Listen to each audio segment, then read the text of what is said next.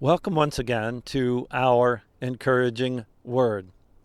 We're working our way through the books of the Bible, and now we are up to the book of Job. Now, Job, I think, is a very important book in the Bible because basically it asks the question that we all ask at some time or another: why do bad things happen to good people? Remember, Job was a really good man. He loved God. He cared for his neighbor. He cared for his wife, his children, his workers. And God had blessed him in so many ways. He was very wealthy, but he didn't let that wealth go to his head. He used it for good. Job was the kind of person everyone ought to aspire to be. And yet, everything went wrong for Job. He lost all of his children. He lost all of his wealth. He lost all of his health. His wife told him to curse God and die. Why do bad things happen to good people? And basically, Job, through most of a very long book, asks that question over and over. God, why did this happen to me? I didn't do anything wrong. Why I don't deserve this? Why is this happening? Why? And we just say it right along with him because we've had bad things happen to us or to those that we love or somebody that we know is not deserving of bad things. And we do ask the question, why? Well, finally, at the end of the book, God does answer Job, and he answers him out of a whirlwind. And it's appropriate that the wind is beginning to pick up here as I speak. Now, this place has powerful memories for me because it's right in this location, right in the mouth of the Severn River here, that my family used to sail all the time.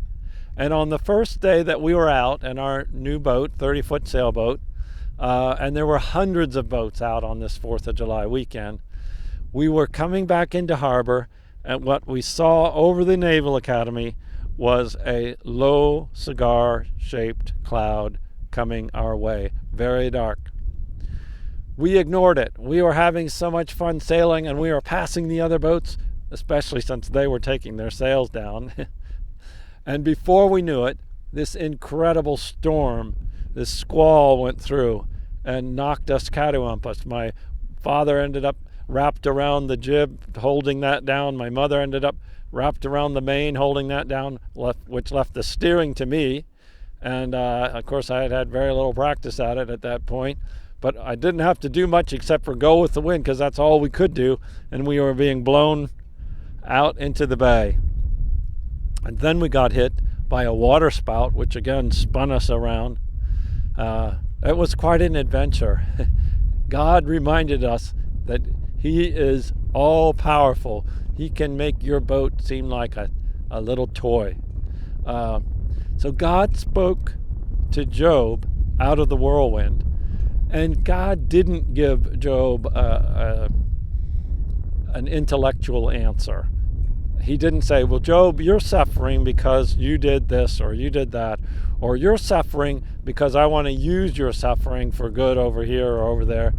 He didn't give Job that kind of answer. Basically, he said to Job, I'm God and you're not, and I love you and I'm with you. And that was enough for Job. So let me read you the formal words from Job chapter 38, the first few verses.